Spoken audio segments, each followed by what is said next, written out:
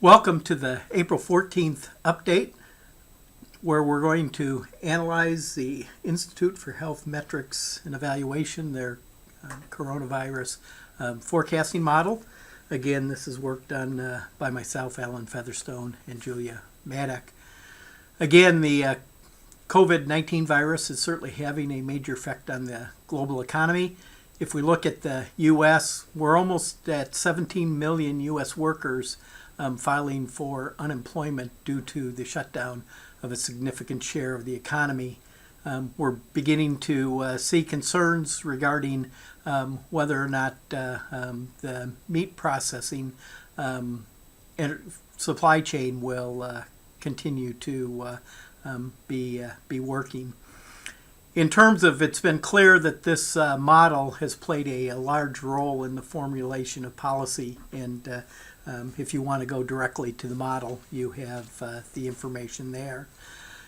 It is important to document and understand the performance of this prediction model and the revisions that are made on this predictive model on a periodic basis. It started out to be daily, now it's 3 times a week. This is an update of the April 7th discussion, and essentially since then there's been 3 more released models. If you want to get into some of the details with regards to how the model works, I would encourage you to go back and listen to the previous session. What we have here is we have the Kansas model in terms of looking at this. One of the things you'll end up seeing here is you do see a bit of an error in terms of the data. In terms of on Friday, there, according to the information fed into the model, there were no deaths in Kansas, and then there were 13 on Saturday. If you look at the actual data from KDHE, it was 5 and 8 with regards to that. But again, in terms of looking at this, one of the things you will see, most of the points are below the mean projection, and there are several points that are outside the lower bound. And again, between the green lines, you're looking at a 39 in 40 chance, roughly, of being in that area, or 95 out of 100.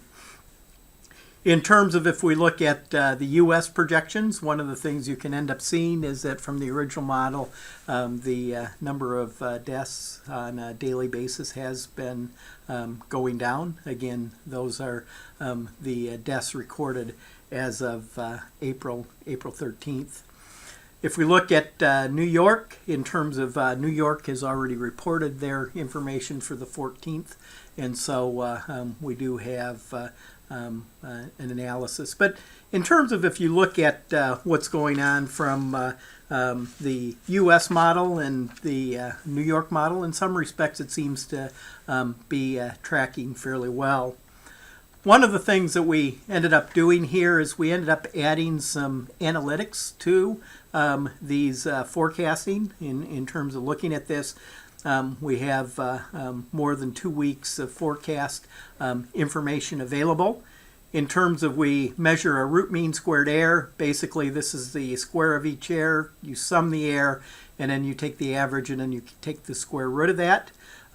Again, root mean squared error basically is 2.89 deaths on a daily basis for Kansas, 53.5 root mean squared for New York, and then the U.S. is 293.90.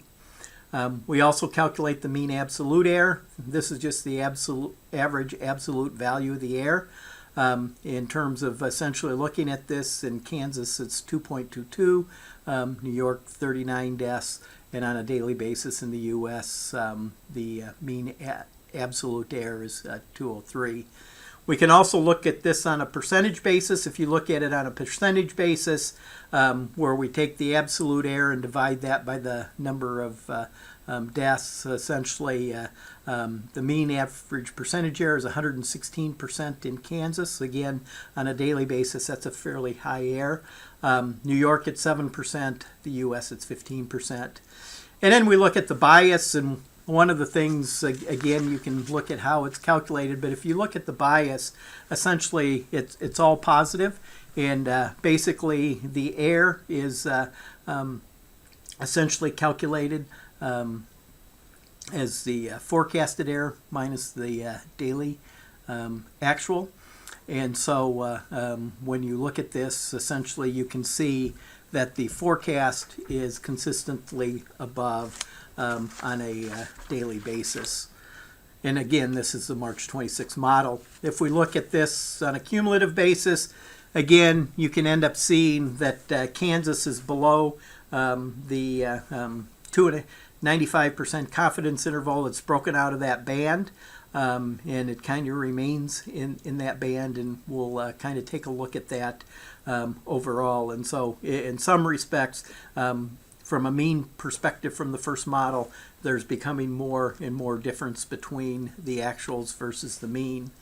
In terms of looking at it from the U.S. as a whole, one of the things you can see is generally on a cumulative basis, it has followed the purple line fairly well. Although, again, even as we get the last point or two, it does appear to be breaking away from that mean. And then you look at New York. In some respects, the original forecasting model of New York has probably been the most accurate. You can see that the actual does follow the mean forecast from March 26th fairly well. Again, in terms of looking at this, in terms of the root mean squared error in Kansas is 11 deaths. The mean absolute error is 8. And the bias is 8. And so one of the things that kind of indicates, if we look at the cumulative numbers, when the mean absolute error and the bias are the same number, basically what that indicates is that in every forecast for Kansas, the cumulative death projection forecast has been above what the actuals have been on a cumulative basis. If we look at New York, you see a root mean squared error of 72. Again, you see forecasting upward bias. If you look everything on a mean absolute percentage error, the cumulative is basically has a measure of 23% in Kansas, 1% in New York, and 3% in the U.S. Looking at the models, again, there's been 8 models released so far. The purple one is the original model released, and then the brown one is the model that is currently released. One of the things you'll end up seeing is essentially in Kansas, essentially the model went up, then it kind of went down, kind of for the blue and red. Then it went down again for the yellow, then you had the blue, then the lighter pink, and then the brown. And so essentially that gives you an indication in terms of how that distribution is shifting in terms of originally the estimated deaths there were expected to be in some respects kind of in the 17. It did increase to over 20. It got as low as 10. And so you can see that this thing is bouncing around. The other thing you look at is the peak is kind of shifting too. And so if you look at the peak, the first model basically had a peak of April 29th. Then it dropped down on some of the more forecasts about a week ago to April 23rd being the peak.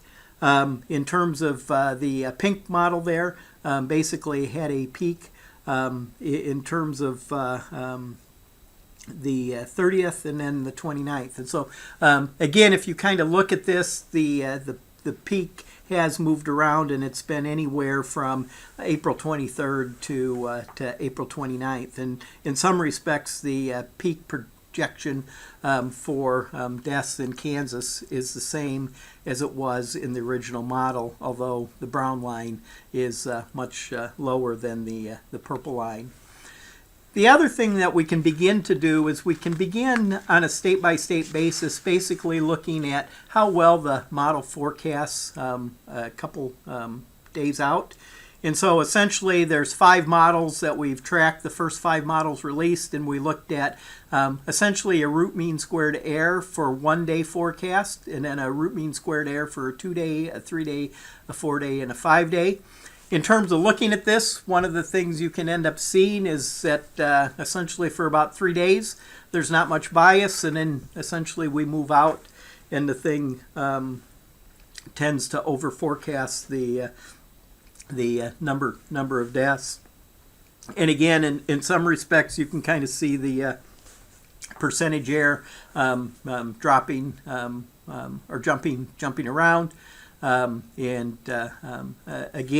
in some respects, it's much harder to forecast the daily deaths than the cumulative deaths, and so we will kind of look at that coming back. Again, in terms of looking at the U.S. model, again, the original model here was essentially this purple line. The brown line is kind of where that estimate is, and from a U.S. perspective, essentially we've already passed the peak according to this model. Then we look at the New York model, and again, you can see in some respects the brown line is almost on the purple line. The other thing that if you look at these distributions, very little difference in terms of the updates.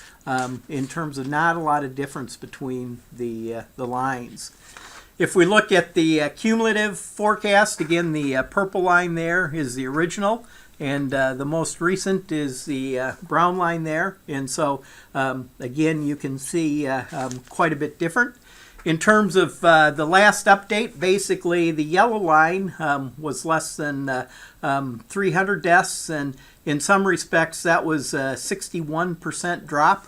Again, in terms of the difference in terms of these lines is about 19%. And so if you look at the total death perspective, the forecast now is 19% less, but it is quite a bit higher than some of the models that were released last week.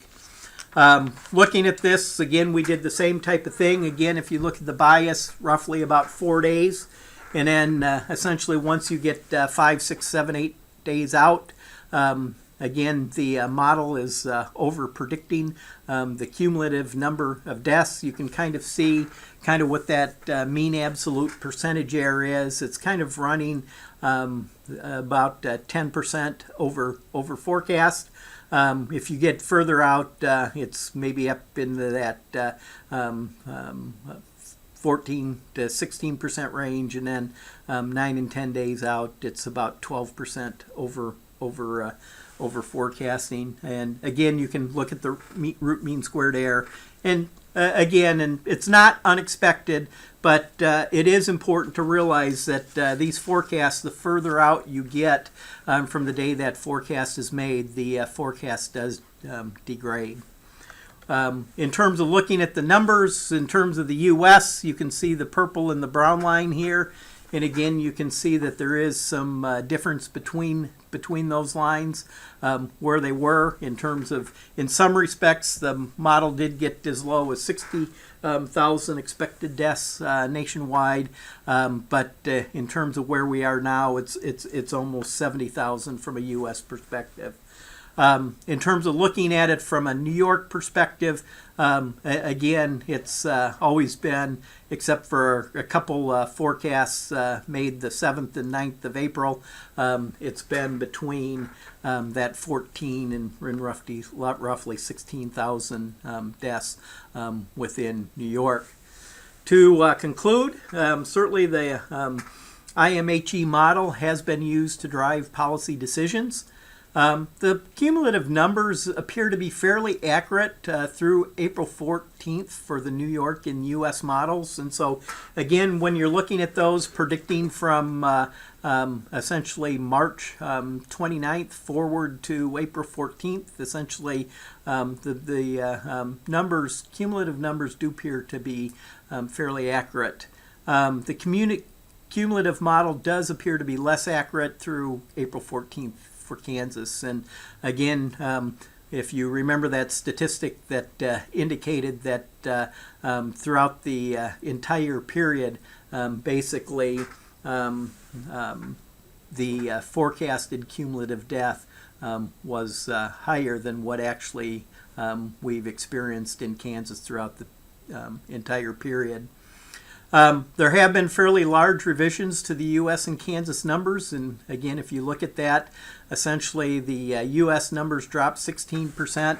The Kansas numbers essentially have dropped 19%, and so again, every death is a tragic death, but in some respects the models are updated. But both for the U.S. and Kansas, the numbers in the last week have indicated more deaths than they were last week at that time when we took a look at the April 7th numbers. In terms of, there's less large revisions to the New York numbers in some respects. Where the models are right now, we're about 6% less. Hopefully this has given you a little bit of an insight in terms of what these forecasting models are doing in the accuracy. Again, it's pretty important to assess the accuracy, certainly when policy decisions are made on this or any other forecasting model. And in some respects, one of the things we do see is that it does appear to forecast fairly well for New York. It does appear to forecast less well for the U.S. as a whole and for Kansas. Have a good rest of the day.